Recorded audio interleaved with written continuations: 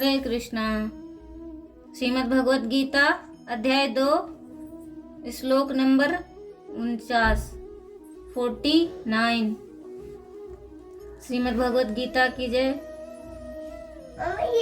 श्रील गुरु महाराज की जय। श्रील प्रभुपाद की जय। दूरेण हि अवरम कर्मा बुद्धि योगात धनंजय बुद्धो शरणम अवविच्छ कृपणा फल हेतवः। दूरेण हि अवरम कर्मा बुद्धि योगात धनंजय बुद्धो शरणम अन्विच्छ कृपणा फल हेतवः। दूरेण हि अवरम कर्मा बुद्धि योगात धनंजय बुद्धो शरणम अन्विच्छ कृपणा फल हेतवः। हरे कृष्णा। तो तात्पर्य अनुवाद श्रील प्रभुपाद के द्वारा श्रील प्रभुपाद की जय। हे धनंजय, भक्ति के द्वारा समस्त गर्हित कर्मों से दूर रहो और उसी भाव से भगवान की शरण ग्रहण करो। जो व्यक्ति अपने सकाम कर्म फलों को भोगना चाहते हैं वो कृपण है। तात्पर्य, जो व्यक्ति भगवान के दास रूप में अपने स्वरूप को समझ लेता है वह कृष्ण भावनामृत में स्थित रहने के अतिरिक्त सारे कर्मों को छोड़ देता है। जीव के लिए ऐसी भक्ति कर्म का सही मार्ग है। केवल कृपण ही अपने सकाम कर्म को फल भोगना चाहता है, किंतु इससे वे भवबंधन में और अधिक फंसते जाते हैं। कृष्ण भावनामृत के अतिरिक्त जितने भी कर्म संपन्न किए जाते हैं वे गर्हित हैं, क्योंकि इससे कर्ता जन्म मृत्यु के चक्र में लगातार फंसा रहता है। अतः तब कभी इसका आकांक्षा नहीं करनी चाहिए कि मैं कर्म का कारण बनूं। कृष्ण भावनामृत में हर कार्य कृष्ण की तुष्टि के लिए किया जाना चाहिए।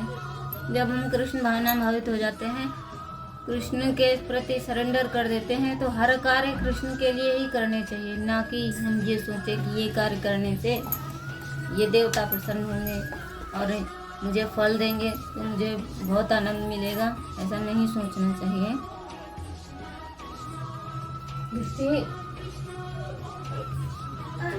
कृष्ण भावनामृत में हर कार्य कृष्ण की तुष्टि के लिए किए जाना चाहिए। कृपणों को यह ज्ञात नहीं है कि देववश व कठोर श्रम में अर्जित संपत्ति का किस तरह सदुपयोग करें। जो कृपण वो अपनी देह से इतनी मेहनत करती, इतना कठोर श्रम करके धन अर्जित संपत्ति का किस तरह सदुपयोग करे। मनुष्य को अपनी सारी शक्ति कृष्ण भावनामृत अर्जित करने में लगानी चाहिए, इससे उसका जीवन सफल हो सकेगा। कृपणों की भांति अभागे व्यक्ति अपनी मानवीय शक्ति को भगवान की सेवा में नहीं लगाते हैं, वो माया में लगाते हैं। जो कृपण हैं इनको पता ही नहीं, वो संपत्ति इकट्ठी पे इकट्ठी किए जाते हैं, पर उन्हें फिर पता नहीं होता कि इस संपत्ति का प्रयोग कैसे करना है और कैसे जीवन यापन करना है। वो जीवन भर हर जन्म में जन्म मृत्यु 84 लाख योनियों में चक्कर लगाते रहते हैं। उनको लगता है कि वो इतनी सारी संपत्ति इकट्ठी करके बहुत खुशियाँ, बहुत सुख प्राप्त कर लेंगे, पर ऐसा नहीं है। वो कृपण है जो अपनी इंद्रिय तृप्ति करता है। दूरेण हवरम कर्म बुद्ध योगात। बुद्धि योग अर्थात समता की अपेक्षा सकाम कर्म करना अत्यंत ही निष्कृष्ट है तथा उन कर्मों के फलों की संयोग और वियोग होता है। अतः समता नित्य है, उसका कभी वियोग नहीं होता, उसमें कोई विकृति नहीं आती। अतः समता की अपेक्षा सकाम कर्म अत्यंत ही निष्कृष्ट है। संपूर्ण कर्मों में समता ही श्रेष्ठ है। समता के बिना तो मात्र जीव कर्म करते रहते हैं तथा उन कर्मों के परिणाम में जन्मते मरते और दुख भोगते रहते हैं। कारण कि समता के बिना कर्मों का उद्धार करने की ताकत नहीं है। कर्मों में समता ही कुशलता है। अगर कर्मों में समता नहीं होगी तो शरीर में अहमता ममता हो जाएगी, और शरीर में अहमता ममता होना ही पशु बुद्धि है। शरीर में जो अहमता, ये मेरा शरीर है, ममता कि इसे कष्ट हो रहा है, दुख हो रहा है, मैं इसके लिए बहुत कुछ मेहनत करूंगा, इसको सजाऊंगा अच्छे से, इस पे दुनिया भर के अमुक चीजें करता रहता है, तो वो पशु बुद्धि है। तो ये कार्य पशु भी करते हैं, अपने शरीर की रक्षा करते हैं, भोगवृत्ति करते हैं, आहार निद्रा भय मिथुन। भागवतम में सुखदेव जी राजा परीक्षित से कहते हैं, त्वम तु राजन मरिष्यति पशु बुद्धि माम जही। अर्थात हे राजन, अब तुम यह पशु बुद्धि छोड़ दो कि मैं मर जाऊंगा, ये मैं मर जाऊंगा, मुझे कष्ट होगा और मेरे बाद इनका क्या होगा, इनको कौन देखेगा, ये पशु बुद्धि है। गीता इसको स्पष्ट रूप से कह रही है कि ये पशु बुद्धि है, लेकिन फिर भी मनुष्य नहीं समझता, वो पशु बुद्धि ही करता रहता है कि मैं मर जाऊंगा, मेरे बाद इनका क्या होगा, ये कैसे सब संभालेंगे, ये पशु बुद्धि है। दूरेण कहने का तात्पर्य है कि जैसे प्रकाश और अंधकार कभी समकक्ष नहीं हो सकते, ऐसे ही बुद्धि योग और सकाम कर्म भी कभी समकक्ष नहीं हो सकते। इन दोनों में दिन रात की तरह महान अंतर है। कारण है कि बुद्धि योग तो परमात्मा की प्राप्ति कराने वाला है और सकाम कर्म जन्म मरण देने वाला है। बुद्धो शरणम इच्छ, तू बुद्धि समता की शरण ले। समता में निरंतर स्थित रहना ही उसकी शरण लेना है। समता में स्थित रहने से ही तुझे स्वरूप से में अपनी स्थिति का अनुभव होगा। कृपणा फल है तवा, कर्मों के फल का हेतु बनना अत्यंत निष्कृष्ट है। कर्मों के फल का हेतु बनना अत्यंत निष्कृष्ट है।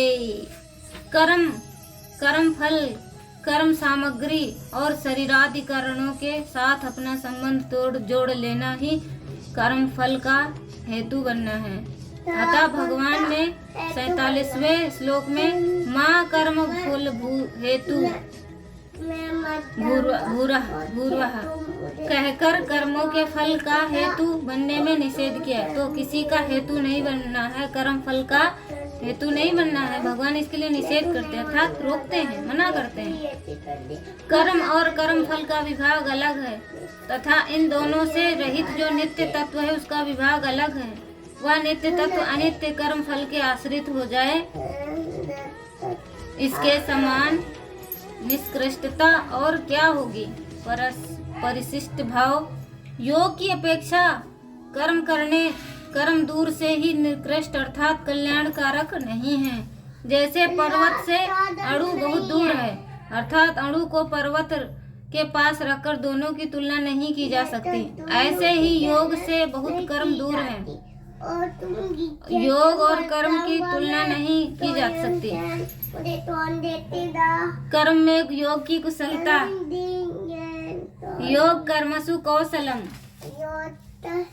इसलिए योग के बिना कर्म निकृष्ट हैं,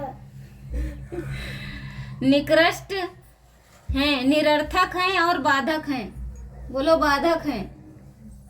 कर्मणा बध्यते जंतु, कर्म योग में कर्म कारण सापेक्ष है, पर योग कारण निरपेक्ष है। योग की प्राप्ति कर्म से नहीं होती, प्रत्युत सेवा त्याग से होती है। अतः कर्म योग कर्म नहीं, कर्म योग कारण निरपेक्ष अर्थात विवेक प्रधान साधन है।